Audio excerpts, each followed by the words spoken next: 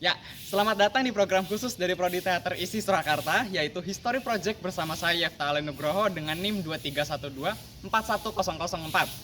Akan membahas beberapa sejarah mengenai seni pertunjukan yang ada di negara China. Kira-kira bagaimana ya asal-usul dari seni pertunjukan di China?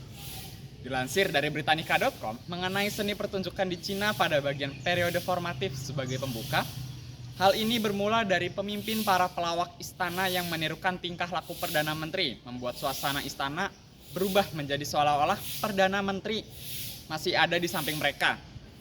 Sekarang kami ajak untuk melompat ke zaman tiga kerajaan, di mana boneka-boneka tanah liat mulai dipentaskan.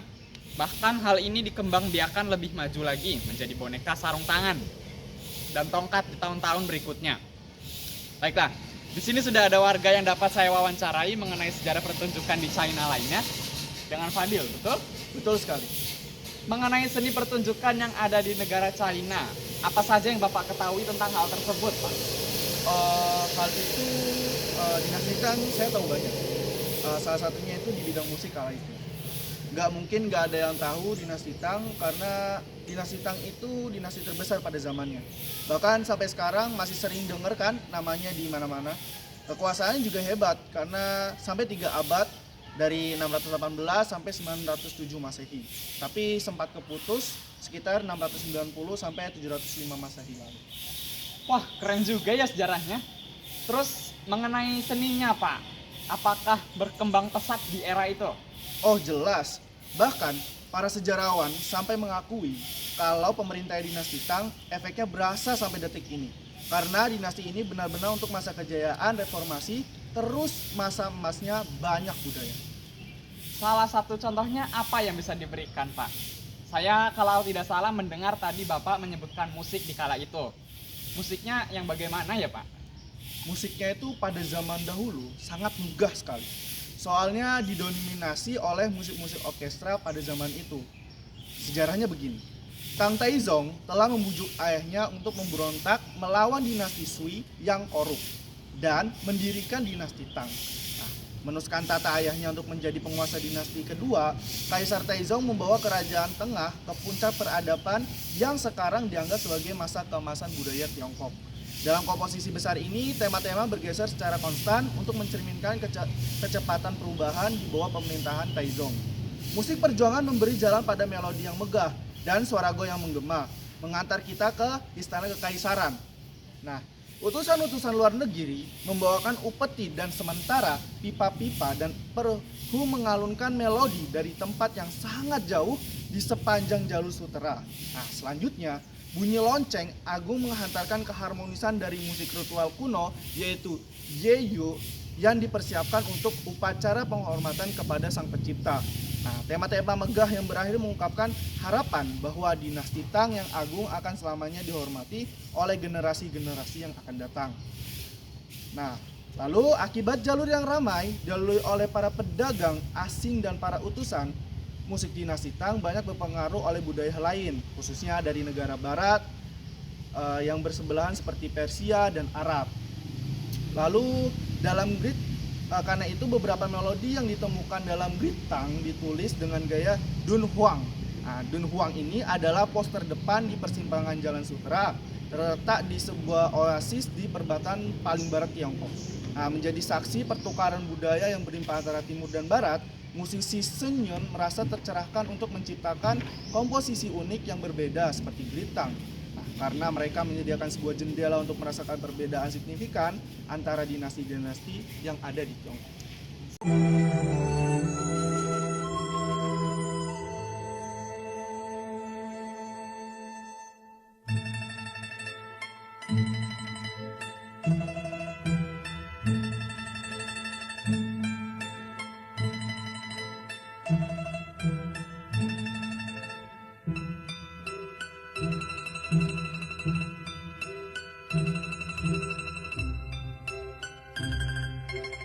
Saya jadi kepikiran musisi Indonesia yang sering bawa-bawa musik orkestra waktu konser.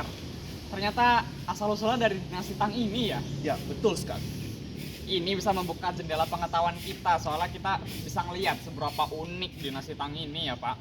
Bahkan sampai sekarang pun kita masih bisa merasakan efek pertunjukan dinasti Tang ini ya, melalui orkestra yang berkembang di zaman sekarang. Betul sekali. Baiklah, terima kasih banyak Bapak Fadil atas kesediaannya memberikan informasi yang sangat membangun. Selanjutnya ada Bu Rati di sini. Kita sudah mendengar sama-sama mengenai sejarah dari dunia musik yang ada pada zaman dinasti Tang. Selain musik orkestra, di zaman China yang dulu ada apa lagi ya pertunjukan terkenalnya?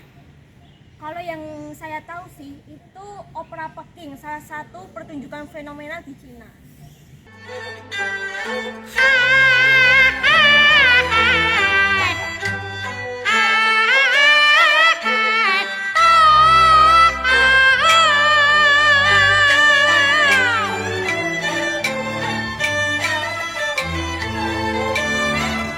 Wah, bagus deh.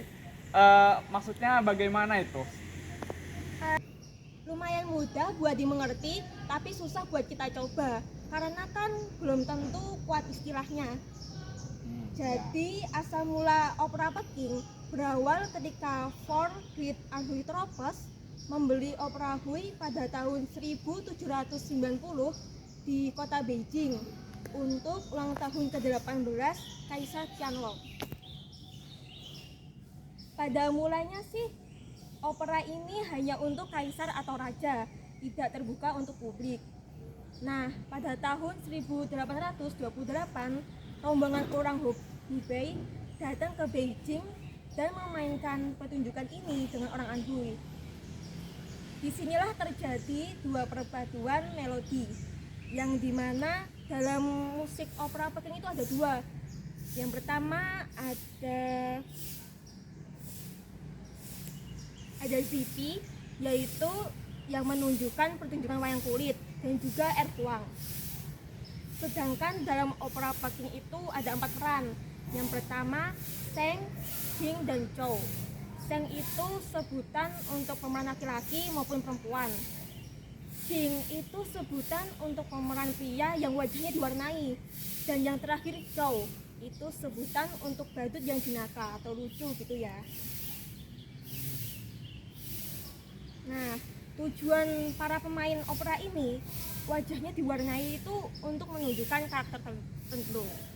Misalnya, warna merah itu melambangkan kesetiaan, warna hitam melambangkan kebijaksanaan atau keberanian, dan warna putih untuk menunjukkan karakter yang kejam. Untuk menjadi seorang aktor di opera Peking itu nggak gampang sih. Jadi melalui proses yang ketat dan juga panjang. Biasanya sejak usia dini, orang tua bakal menyekolahkan anaknya sama 7 tahun. Dan setiap hari mereka harus bangun dari pukul 5 dan melakukan olahraga, dan dilanjut sampai sore hari dihabiskan untuk melatih kemampuan akting atau bela diri. Kalau yang saya tahu ya, pas awal-awal didirikannya sekolah ini, bagi siswa yang melanggar peraturan, mereka akan dihukum dengan dipukul menggunakan bambu.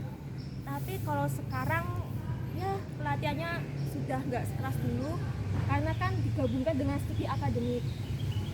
Oh ya, hampir lupa, Peking itu nama lama dari kota Beijing. Wah, ternyata sejarahnya begitu mengagumkan ya. Bisa diandai-andaikan sih opera Peking itu sebagus apa nanti penampilannya. Dan ternyata opera tuh terkenal di wilayah Cina sana ya. Oh jelas, kalau mau lebih tahu bisa dicari di YouTube. Banyak banget video-videonya. Pokoknya keren deh. Wah, saya jadi tertarik nih buat nonton koreografinya. Saya jadi penasaran loh, seindah apa koreografinya. Terima kasih berarti atas waktu serta bertambah lagi pengetahuan kita mengenai sejarah-sejarah serta jenis pertunjukan yang ada di China. Baiklah, saya Yafta Alai Nugroho dan teman-teman saya di sini. Saya Muhammad Zaki Al-Fadil dengan NIM 231241012. Saya Rati Ayu Puspitasari dengan NIM 231241011. Pamit undur diri dari History Project kali ini. Kami kembalikan kepada Bapak Ibu dosen di tempatnya.